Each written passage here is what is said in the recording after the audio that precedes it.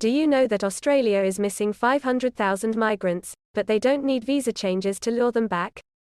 COVID-19 travel restrictions brought migration to Australia to a virtual standstill, and over the course of the pandemic about 500,000 temporary migrants have left their shores.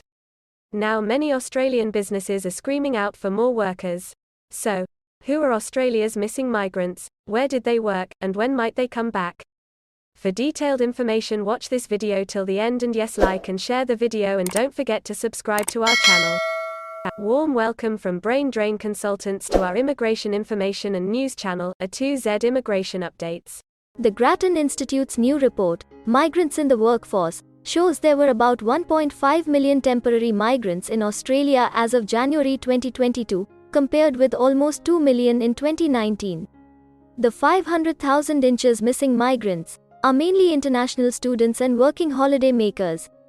There are roughly 335,000 international students in Australia now, about half as many as in 2019, and only 19,000 working holiday makers, about 85% fewer. The number of temporary skilled workers is down by about 20%. Almost all of the 660,000 New Zealand citizens living in Australia on temporary visas remain throughout the pandemic. This shortfall of migrants from the uncapped temporary migration program is hurting some businesses more than others. Before the pandemic, about 17% of workers' employers' hospitality were here on temporary visas. These temporary migrants were overwhelmingly international students earning some money as waiters, kitchen hands, and bar attendants. Demand for these services remains high, so it's little wonder employers in the hospitality industry are screaming out for staff. The most recent data from the Australian Bureau of Statistics shows about 33% of hospitality businesses in February were advertising for extra staff, compared with 15% in February 2020. Meanwhile, farmers are struggling because working holiday makers, who have made up about 4% of the agricultural workforce, are almost entirely absent. Some commentators, such as Australian Council of Trade Unions head Sally McManus, have attributed Australia's historically low unemployment to the border closures. Closed borders may well have boosted the employment prospects and wages of locals in sectors where temporary migrants, especially students and working holiday makers, have made up a large share of the workforce. That's likely to have benefited younger Australians, especially those working in hospitality. But the fact there are fewer migrants in Australia now than before the pandemic is unlikely to have had much impact on the employment prospects and wages of Australian workers overall. When migrants come to Australia, they spend money on groceries, housing, transport, hospitality, and so on. Fewer migrants means less of that spending, which means less demand for labor to make those goods and provide those services.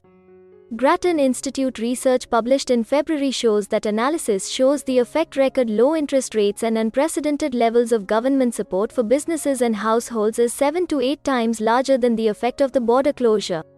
The federal government has implemented short-term measures to attract international students and working holiday makers back to Australia. It is refunding the application fee to those applying for such visas, and has removed the 40-hour per fortnight cap on working hours for international students. Students and working holiday makers are likely to gradually return now that borders have reopened. Treasury expects the net overseas migration to increase from 41,000 people in 2021-22 to 180,000 in 2022-23 and 213,000 in 2023-24. History shows expanding pathways to lower skill, lower wage migrants risks putting downward pressure on the wages of workers now in those roles.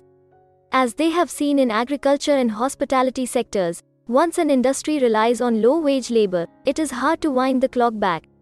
Temporary changes to migration policy to solve short-term problems have a habit of becoming permanent. We hope you appreciate our efforts to provide important and accurate immigration information. Please share your feedback and suggestions in the comments section. Please like, share, and subscribe to our channel to show your support, and yes, don't forget to press the bell icon.